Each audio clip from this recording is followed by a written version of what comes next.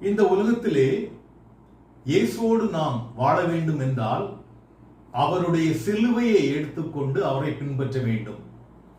சிலுவை என்றால் பாடுகள் எல்லாவற்றையும் நாம் ஏற்றுக்கொள்ள வேண்டும் என்று அர்த்தம். அப்போதுதான் நாம் அவரோடு சேர முடியும். அதை பற்றிய ஒரு அழகான பாடல்.